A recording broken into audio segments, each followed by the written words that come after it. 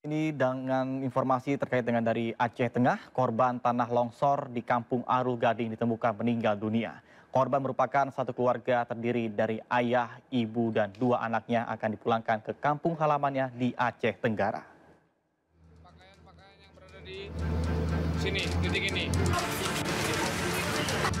Upaya pencarian korban tanah longsor yang terjadi di Kampung Arul Gading, Kecamatan Celala, Aceh Tengah oleh pihak Badan Penanggulangan Bencana Daerah Aceh Tengah akhirnya ditemukan. Dengan menggunakan alat berat dan dibantu warga sekitar, BPBD Aceh Tengah menemukan korban tanah longsor yang tertimbun di dalam rumahnya. Ayah, ibu, dan dua anaknya ditemukan di satu lokasi di dalam rumahnya dalam kondisi tak bernyawa. Mungkin kebetulan tadi malam listrik padam, jadi mereka berkumpul, terjadilah.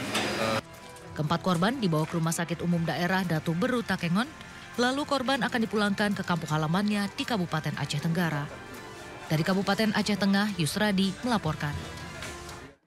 Pemirsa, tim penyelamat berhasil mengevakuasi dua pendaki di Gunung Rinjani, Nusa Tenggara Barat. Salah satu korban asal Jakarta yang diketahui telah hilang selama 9 hari ditemukan dalam keadaan meninggal dunia. Dikit lagi. Dikit lagi. Dikit lagi.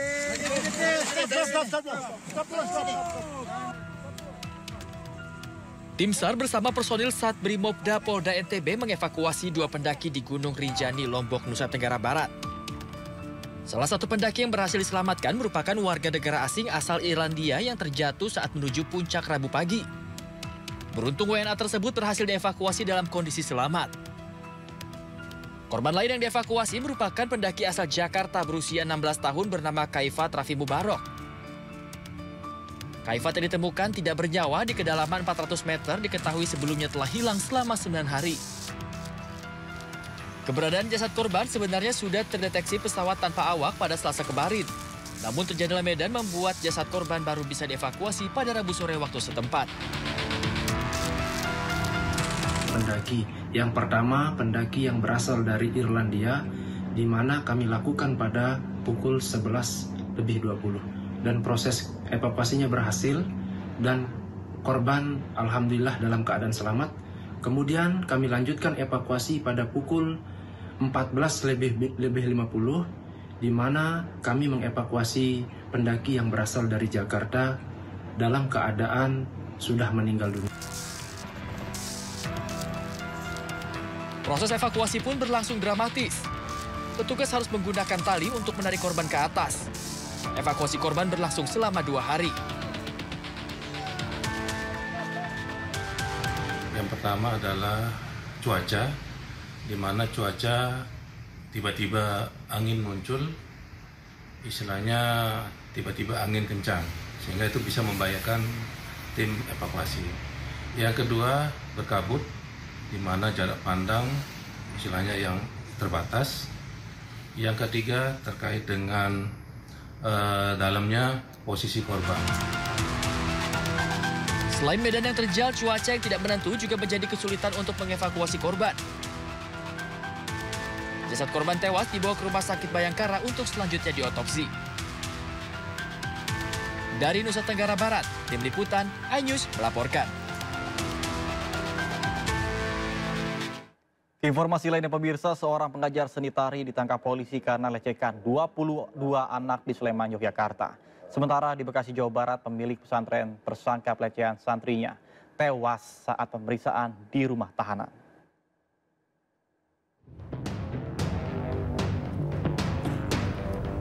Seorang pria berinisial EDW 29 tahun ditangkap anggota Polsek Gamping, Sleman, Yogyakarta karena melecehkan 22 anak. Saat diperiksa polisi, pelaku mengaku perbuatannya karena terpengaruh video porno. Ia diduga memiliki perilaku seks menyimpang dan menyukai sesama jenis. Sebelum melakukan aksi asusila, ia kerap mengajak korban untuk menonton video porno di rumahnya. Tersangka ini bekerja sebagai outsourcing di salah satu taman kanak-kanak yang juga menyambi sebagai pengajar seni tari di Gamping gitu. Sampai saat ini sudah laporan berapa korban? Korban yang teridentifikasi adalah sejumlah 22 korban. Dalam kasus ini polisi menyita sejumlah barang bukti diantaranya spray dan pakaian tersangka. Ia dijerat pasal tentang perlindungan anak dan terancam hukuman 15 tahun penjara. Dari Yogyakarta, Gunanto Farhan, iNews melaporkan.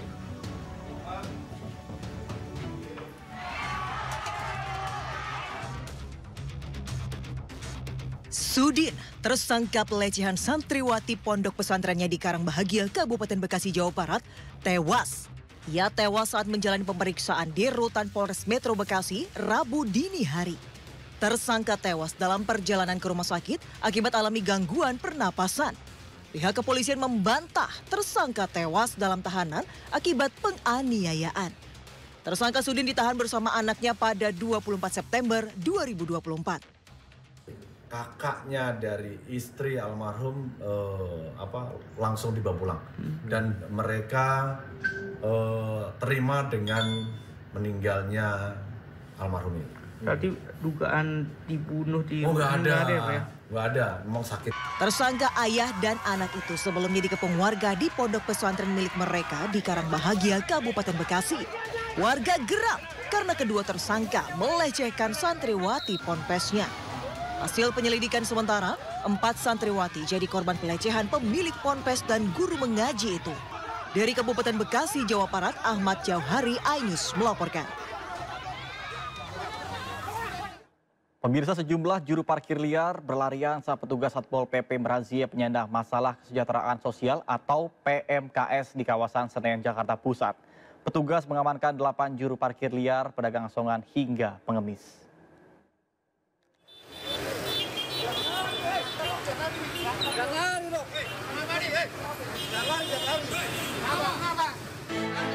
Pemuda yang diduga merupakan juru parkir liar atau Pak Ogah ini berlari kencang saat akan diamankan petugas Satpol PP di Jalan Raya Salemba, Senen, Jakarta Pusat. Beberapa juru parkir liar juga mencoba kabur dari kejaran petugas.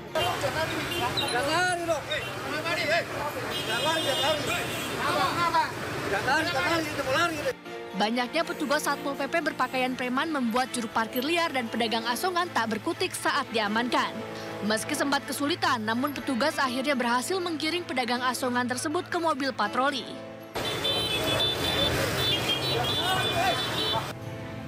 Razia penyandang masalah kesejahteraan sosial atau PMKS digelar petugas Satpol PP Kecamatan Senen mengingat kian maraknya juru parkir liar, pedagang asongan, hingga pengemis di jalan raya. Selain melanggar perda tentang ketertiban umum, keberadaan PMKS juga kerap mengganggu kenyamanan warga Jakarta. Ya, kita ketahui memang seperti itu. Kejadian-kejadian penertiban itu memang para Pak Ogah itu melihat daripada kita petugas itu akan selalu lari. Namun demikian kita sudah siasati, tadi beberapa personil kita arahkan untuk berpakaian preman agar mereka itu tidak terjadi kejar-kejaran oleh petugas. Karena kita ketahui kita menghindari hal-hal yang tidak diinginkan oleh para pelanggar tersebut juga. Selanjutnya 8 PMKS dikirim ke Panti Sosial Kedoya, Jakarta Barat. Mereka yang terjaring akan menjalani sidang tindak pidana ringan di Pengadilan Negeri Jakarta Pusat pada hari Jumat. Dari Jakarta, Raniston Sanjaya, iNews melaporkan. Kita ke kasus lainnya, pemirsa. Bareskrim Polri menangkap perempuan berinisial H, bandar narkoba yang beroperasi di Jambi. Polisi juga menangkap kaki tangan Helen berinisial D di wilayah terpisah di Jakarta. Inilah detik-detik penggerebekan gembong narkoba berinisial H di sebuah rumah di wilayah Jakarta Barat. Polisi juga menggeledah barang-barang di dalam tempat tinggal H yang dikenal sebagai bandar narkoba di Jambi. Sementara di tempat terpisah, polisi juga menangkap kaki tangan H berinisial D. Direktur Tindak Pidana Narkoba Bareskrim Polri, Brigjen Mukti Juharsa, mengatakan bahwa keduanya ditangkap oleh petugas Bareskrim Polri dari hasil pengembangan bersama dengan Polda Jambi. Penangkapan H dan juga D berawal dari penyelidikan viral video emak-emak yang membubarkan lapak narkoba di kota Jambi. Menurut Mukti, saat ini kedua pelaku ditahan di Bareskrim Polri.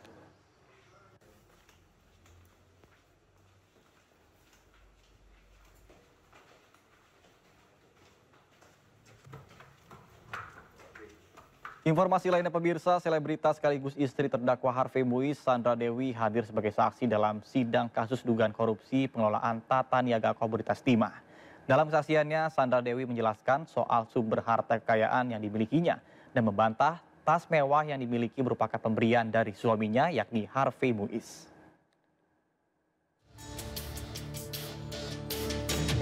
Sidang lanjutan perkara dugaan korupsi tata niaga Komoditas Timah kembali digelar di Pengadilan Tindak Pidana Korupsi, Jakarta.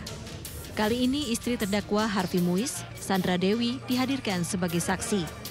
Sandra Dewi memasuki ruang sidang dengan pengawalan ketat pengacaranya. Dalam kehadiran perdananya sebagai saksi, Sandra Dewi dicecar hakim terkait harta yang dimilikinya, termasuk jumlah uang deposito yang dimilikinya. Kemudian ada deposito ya? Betul. 33 miliar ini? Iya, yang mulia. Ya. Itu tabungan di saya. Bank Mega? Ya. Apa yang tadi mulai tahun 2004 itu? 2004. Ya, jadi di rekening Bank Mega ini 100% hasil keringat saya dari tahun 2004 yang mulia. Dan tidak pernah ada aliran dana atau transferan dari suami saya dan semua yang ada di sini, sebelah kanan saya tidak pernah. Hakim juga menanyakan terkait 88 tas branded yang dimiliki Sandra Dewi. Ia mengkonfirmasi jika tas branded miliknya murni merupakan hasil endorse. Betul, tas-tas endorsement saya ini disita. Dari apa benar jumlahnya 88? Betul, betul yang mulia. Dari 23 toko yang mengendorse saya ini, yang memberikan tas ini kepada saya, pihak penyidik sudah memanggil 3 orang toko dan tiga-tiga ini sudah menjelaskan kalau ini mereka memberikan kepada saya. Tidak pernah saya beli tas ini. Memang ini adalah suatu berkat untuk saya karena saya suka tas dan toko-toko ini juga senang mengendorse saya. Begitu juga emas. Sandra juga menyampaikan keberatan atas penyitaan harta pribadinya karena sejumlah pihak pemberi endorse mempertanyakan penyitaan tersebut. Sebelumnya, Sandra Dewi diduga terlibat dalam dugaan korupsi yang menyeret suaminya, Harvey Muiz. Sandra Dewi disebut mentransfer uang senilai 10 miliar rupiah ke rekening istri Direktur Utama PT Refine Bangkatin, Suparta Anggraeni. Tim Liputan, iNews melaporkan. Banyak itu tas branded itu bagaimana? Saya bisa jelaskan yang mulia. Ada Louis Vuitton, betul, ada banyak sekali Hermes, yang mulia. Ya. Mungkin Cartier ada, nggak ada? Saya akan jelaskan yang mulia, satu persatu. Di tahun 2012 saya memulai yang namanya endorsement, yaitu bentuk periklanan yang menggunakan sosok yang terkenal, artis terkenal untuk mempromosikan suatu barang. Di tahun 2014 ada lebih dari 23 toko-toko tas branded di Indonesia ini yang endorse saya, yang memberikan saya tas. Di mana ketika mereka memberikan tas itu, saya mempromosikannya di sosial media saya yang mempunyai pengikut 24,2 juta followers. Di mana ketika tas-tas itu datang, saya promosikan, saya unboxing, saya buka kotaknya, saya posting kalau tas ini di-endorse oleh toko apa. Ini sudah 10 tahun saya jalanin, ada ratusan tas yang mulia sebenarnya. Kalau di dalam dakwaan penuntut umum kan ada 88. 88. Tapi 88 betul, ya? tapi sisanya yang tidak saya pakai, saya jual. Jadi tas-tas ini saya dapatkan, ketika saya pakai saya foto, kemudian saya posting. Jadi saksi saya banyak kalau tas-tas ini endorsement dan tidak pernah dibeli oleh suami saya. Karena suami saya tahu saya sudah mendapatkan tas-tas ini dari tahun 2014. Itu ya? Betul. Gini, saudara jujur lagi ya? Iya. Penghasilan saudara dengan penghasilan suami saudara lebih banyak siapa? Saya tidak pernah bertanya. Itu kan yang suami mulia. saudara. Betul. Suami punya kewajiban untuk menafkahi keluarga, Suami istri dan betul. anak-anak, ya. Suami dan saudara saya. yang saksi ketahui ya, penghasilan terdakwa profesinya apa? Suami saudara ini? Suami saya pengusaha tambang batu bara. Ya, batu bara. Ya. Apa kemudian timah juga? Tidak, yang mulia. Tidak. Kejaksaan Agung terus dalami aliran tindak pidana pencucian uang dari kasus korupsi PT Timah, termasuk memeriksa Sandra Dewi yang diduga menerima aliran dana dari Harvey Muiz suaminya.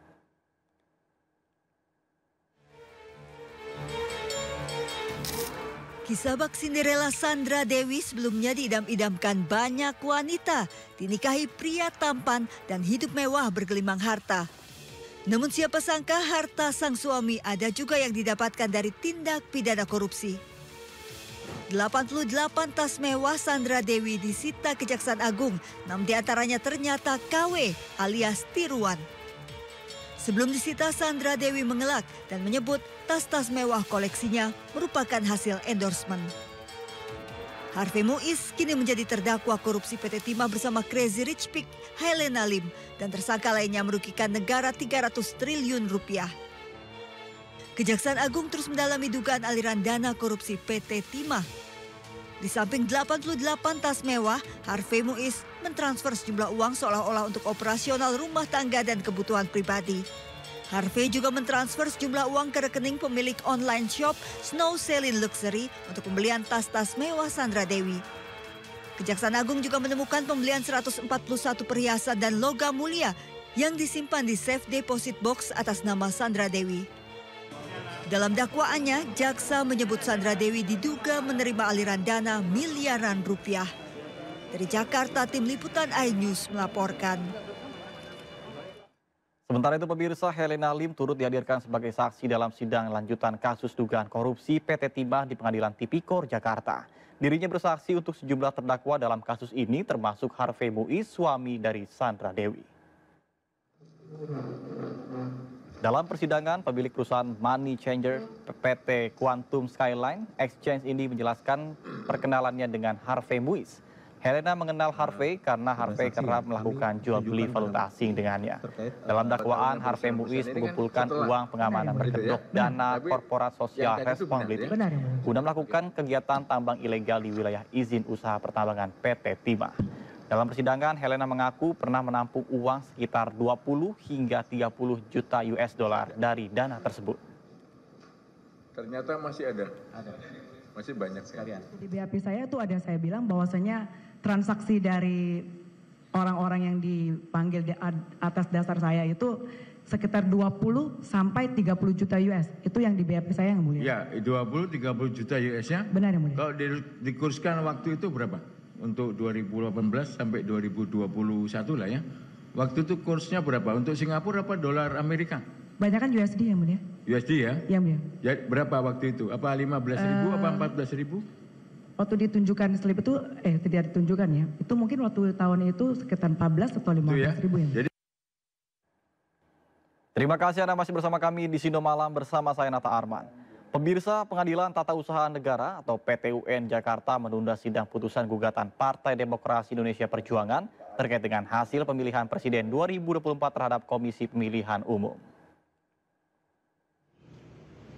PDI Perjuangan melayangkan gugatan dengan mengajukan 4 petitum, di antaranya KPU tidak menolak pendaftaran Gibran Rakabuming Raka sebagai peserta pemilu dan tidak mencegah atau menolak penetapan Gibran sebagai calon wakil presiden pada Pilpres tahun 2024. Dalam gugatan itu, PDIP mempermasalahkan tindakan KPU yang masih memakai peraturan KPU yang lama sebelum putusan MK nomor 90 tahun 2024. Penundaan pembacaan putusan ini dikarenakan Ketua Majelis Hakim PT-UN Jakarta sedang sakit. Sidang akan kembali digelar pada 24 Oktober tahun 2024 dengan agenda pembacaan putusan secara elektronik melalui e-court. Dengan agenda persidangan hari ini itu adalah pembacaan putusan secara elektronik melalui e-court. Oke. Namun setelah kami dari juru bicara mendapatkan informasi dan koordinasi dari majelis hakimnya, dan setelah kami membaca e-court hari ini jam 1, disebutkan bahwa ini saya langsung baca catatannya ya, catatan dari majelis hakim yang menangani persidangan hari ini. Diberitahukan kepada penggugat PDIP, tergugat KPU, dan tergugat 2 intervensi kepada pihak intervensi bahwa hari ini seyogyanya agenda persidangan adalah pembacaan putusan. Oleh karena Hakim Ketua Majelis atas nama Bapak Joko Setiono SH.MH dalam keadaan sakit, maka agenda pembacaan putusan sengketa akuo, sengketa 133 ini, ditunda dan ditetapkan kembali pada hari Kamis, tanggal 24 Oktober 2024, jamnya sama, jam 1 waktu Indonesia Barat melalui sidang. Pemirsa, Wakil Ketua DPR RI Sufmi Dasko Ahmad memastikan akan ada jumlah penambahan komisi di DPR RI. Namun terkait dengan jumlah pasti penambahan komisi akan diumumkan pada 14 Oktober mendatang. Kewajiban saya. Dasko menjelaskan bahwa pimpinan fraksi partai politik akan menggelar rapat untuk membahas penambahan jumlah komisi DPR. Sebelumnya dirinya menaksir jumlah komisi akan menjadi antara 12 atau 13 komisi dari saat ini berjumlah 11 komisi. Selain itu DPR juga berencana akan membuat alat kelengkapan Dewan atau AKD yang bernama Badan Aspirasi Rakyat.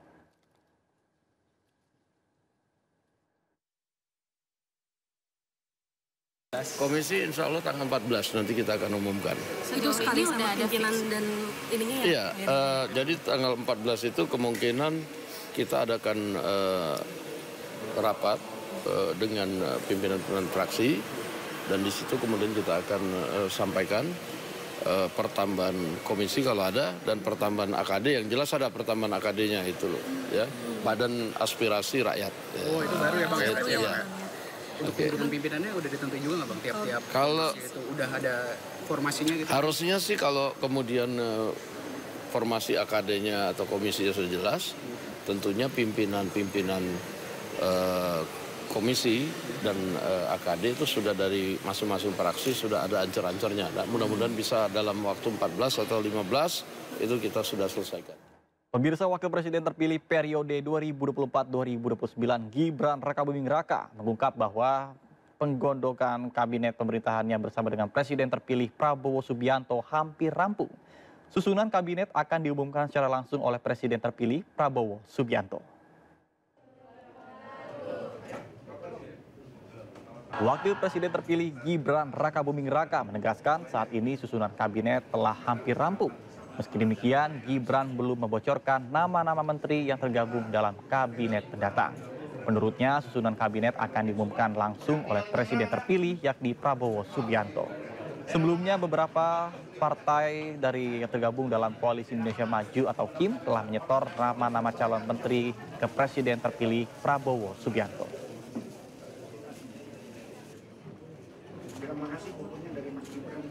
Mas, ini penggodokannya udah bagaimana ya Mas? Kan akan diumumkan. Udah hampir 100% nanti ya, biar diumumkan Pak Presiden terpilih ya. Tapi Mas Gibran ikut terlibat dalam penyusunan itu? Oh ya pasti. Pak Gibran, maaf.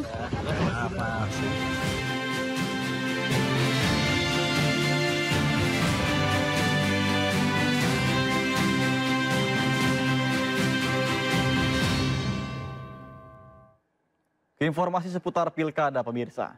Calon Gubernur Jakarta nomor urut 1 Ridwan Kamil melanjutkan kampanye dengan meninjau acara pengobatan gratis bagi warga kompleks Tomang City Garden Kebonjeruk, Jakarta Barat pada Kamis pagi. Kepada warga, RK menjanjikan perbaikan di sektor kesehatan bagi anak hingga lansia, salah satunya dengan program dokter keliling. RK mendatangi acara pengobatan gratis tersebut dengan mengendarai bajai pada Kamis pagi. Kedatangannya RK disambut antusias oleh warga peserta acara pengobatan gratis. Tidak ketinggalan, RK juga menyempatkan diri untuk memeriksakan kesehatan dirinya kepada dokter yang bertugas. RK kemudian mendengarkan keluhan dan curhatan hati masyarakat tentang berbagai aspek. Warga berharap RK dapat perbaiki sektor kesehatan di Jakarta, terutama terkait dengan kesehatan lansia dan pelayanan posyandu.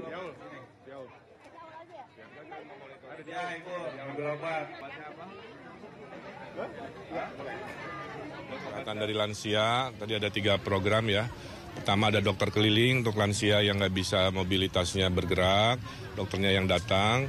Kemudian ada anak sekolah sahabat lansia, itu tugas sekolah nanti, tiap 10 anak sekolah wajib punya 1 sahabat lansia. Nanti mereka datang bawa makanan, bikin konten yang bahagia, anaknya jadi punya empati, si lansianya nggak kesepian lagi.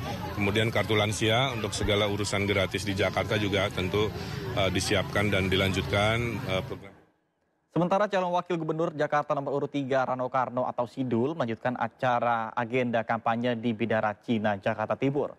Kepada warga, Sidul berjanji akan meringankan pajak di Jakarta jika dirinya terpilih.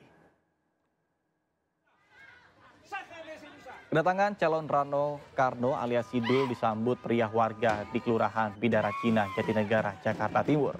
Tarian Caka Lele dari Maluku dipersembahkan untuk menambah kemeriahan kampanye calon Wakil Gubernur Jakarta nomor urut 3 tersebut. Sidul pun menyampaikan sejumlah visi misinya jika dirinya dan Pramono Anung terpilih untuk memimpin Jakarta dalam periode 5 tahun ke depan. Sidul berjanji akan bersama-sama dengan warga untuk membangun Jakarta dan memberikan keringanan biaya pajak. Jakarta milik bersama, Jakarta milik masyarakat. Tidak, ya karena komponen pajak itu negara, bukan hanya Pemda. Tapi Pemda bisa memberikan keringanan. Misalnya kalau Anda tanya, JIS gratis nggak? Nggak mungkin. Tapi JIS bisa diberikan pajak yang kecil. Kemudian PBB, Bang Anies juga memberikan kebijakan rumah 2 miliar tidak bayar pajak. Artinya banyak komponen yang bisa kita ringankan. Tapi kalau namanya pajak, negara ini hidup dengan pajak. Sementara itu, calon wakil gubernur nomor urut 2 Kun Wardana berencana akan membangun infrastruktur digital jika terpilih menjadi gubernur Jakarta tahun 2024-2029. Dirinya bersama dengan pasangannya Dharma Pongrekun juga akan merealisasikan program internet gratis bagi masyarakat Jakarta. Calon wakil gubernur nomor urut 2 Kun Wardana menyebut jika program internet gratis untuk membangun infrastruktur adalah hal sederhana untuk direalisasikan. Dirinya bersama dengan pasangannya Dharma Pongrekun berencana akan menyediakan internet gratis dengan kecepatan 100 Mbps bagi tiap rumah di Jakarta jika dirinya terpilih menjadi gubernur Jakarta tahun 2024-2029. Hal ini dimaksudkan untuk mendorong produktivitas masyarakat dan meningkatkan pendapatan ekonomi secara digital.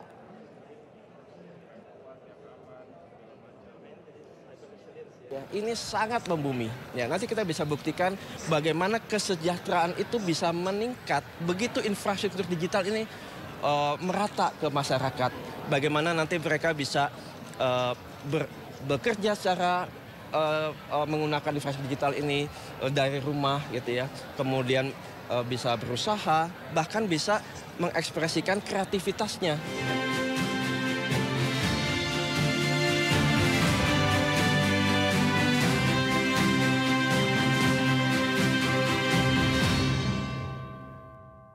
Informasi lainnya pemirsa, Presiden Joko Widodo menyinggung masalah overproduksi yang terjadi di China, sehingga banyak negara mulai khawatir dibanjiri produk China.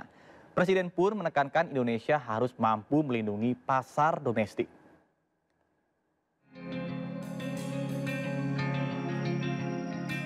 Saat membuka Trade Expo 2025, Presiden Joko Widodo mengungkapkan kekhawatiran banyak negara atas overproduksi yang terjadi di China.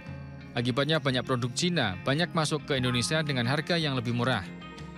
Menurut Jokowi, Indonesia sebagai negara berpenduduk terbesar keempat di dunia dan merupakan pangsa pasar yang besar harus mampu melindungi pasar domestik. Selain itu, Indonesia harus mampu menguasai pasar di dalam negeri dan terus merambah ke luar negeri.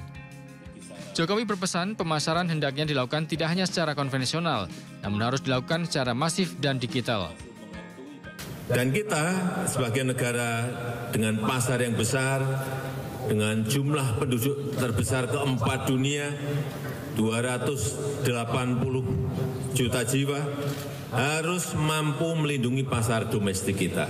Harus mampu memasarkan produk-produk kita, agar kita mampu menguasai pasar di dalam negeri dan juga terus merambah secara luas di pasar luar negeri. Jokowi kembali mengingatkan saat ini kondisi ekonomi dunia belum pulih. Mulai dari pertumbuhan ekonomi global 2,6% hingga 2,7%, inflasi yang masih menghantui, hingga perang dagang konvensional yang masih berlangsung membuat banyak negara melakukan restriksi perdagangan. Dari Jakarta, Ismailia, Bagus Prastia Adi, iNews melaporkan. Pemirsa, pemerintah resmi menetapkan kawasan Batam dan Bumi Serpong Damai atau BSD resmi menjadi kawasan ekonomi khusus atau KEK.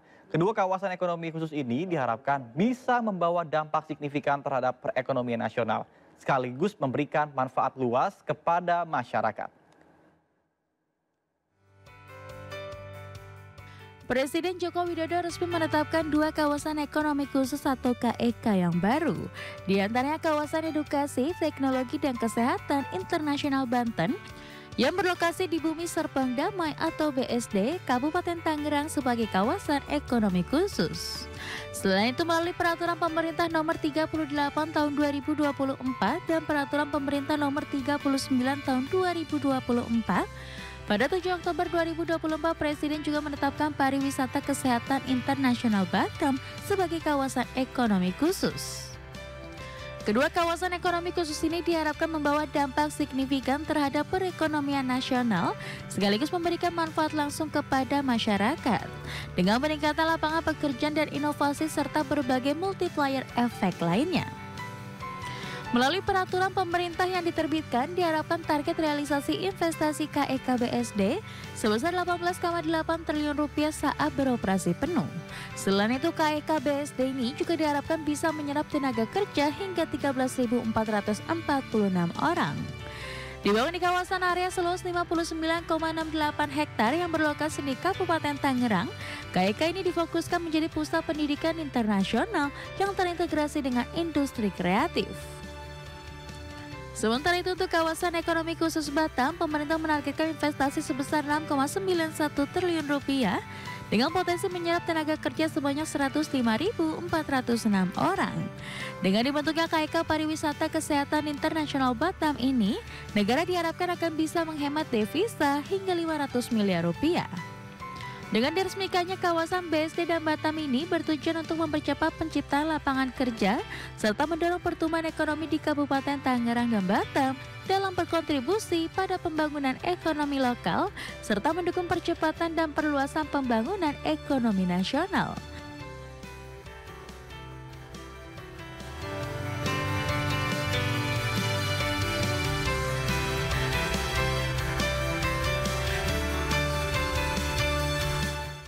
Pemirsa, Menteri Keuangan Sri Mulyani Indrawati memastikan peran APBN dalam pembangunan nasional ke depan tetap akan menjadi pendorong utama pertumbuhan ekonomi secara nasional.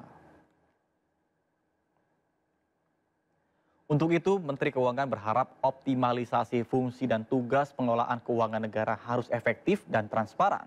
Menkyu Sri Mulyani ingin pemerintahan mendatang bisa memanfaatkan segala potensi perekonomian secara maksimal demi menambah kekuatan dan kesolidan anggaran, pendapatan, dan belanja negara secara berkelanjutan.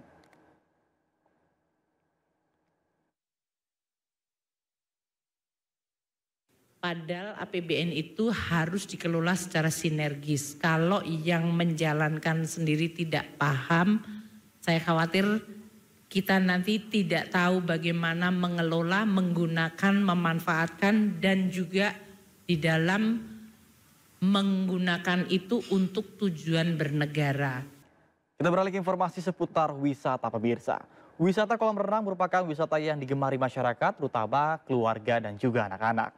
Di Kecamatan Trawas, Kabupaten Mojokerto, terdapat wisata kolam renang sambil mandi busa yang cocok untuk anak-anak sembari menikmati pemandangan Gunung Penanggungan.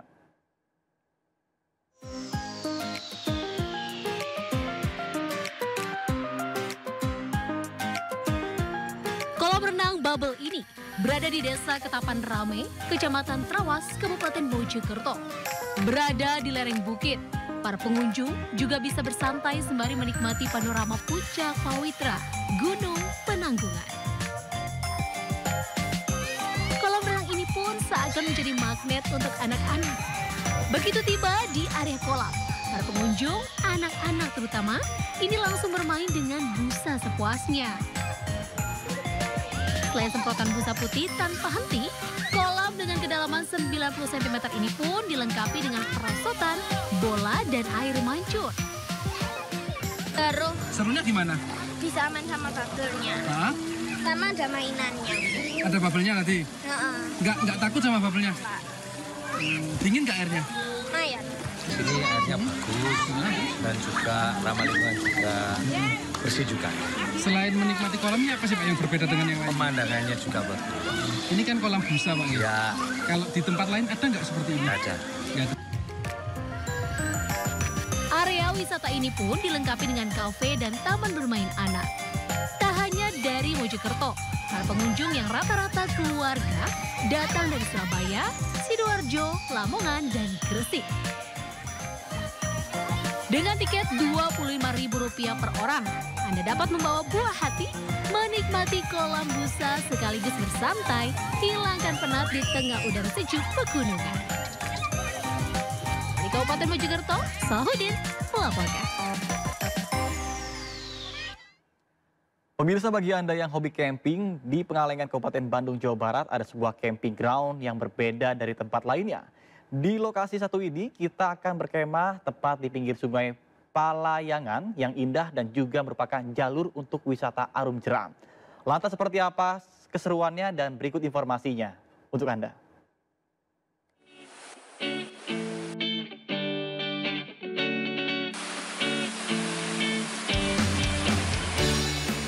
Ini dia camping ground tepi sungai yang berada di kawasan Rahong, Pangalengan, Kabupaten Bandung, Jawa Barat.